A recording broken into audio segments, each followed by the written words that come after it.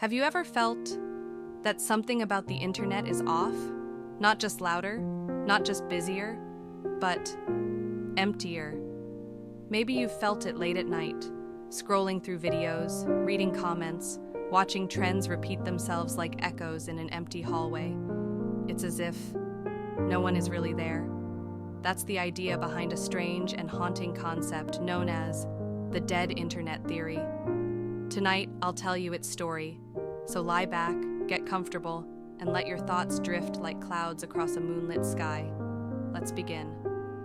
They say the internet died around 2016. Of course, websites were still online.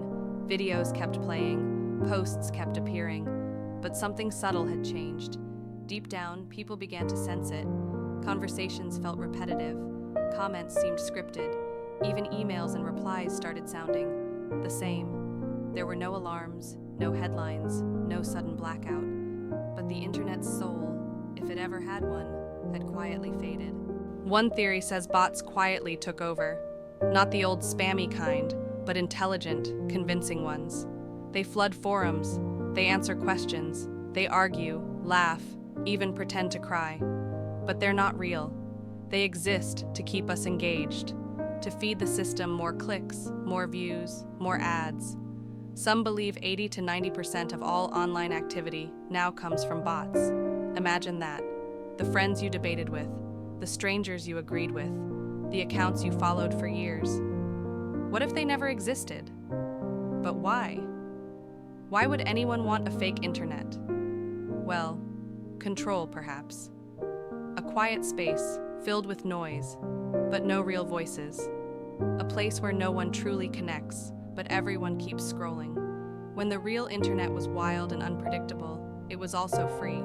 Now, it's tamed, streamlined, curated. Some call it convenient. Others call it a digital prison. There's also a theory that the dead internet keeps us busy. So busy we don't notice what's missing. Serendipity, real curiosity, the joy of discovering a strange blog post, the thrill of finding someone who thinks like you, a real person, on the other side of the screen. Now it's all replaced by recommendations. Algorithms feeding us what they think we want before we even ask, and we go along with it. Because it's easy, and because we're tired. What if we're not the users anymore?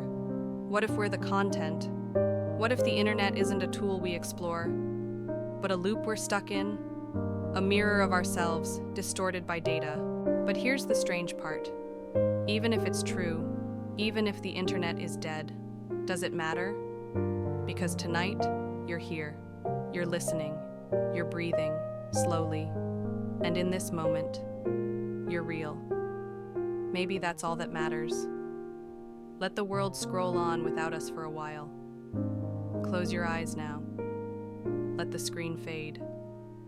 Let your thoughts soften. Let the quiet take over. Good night.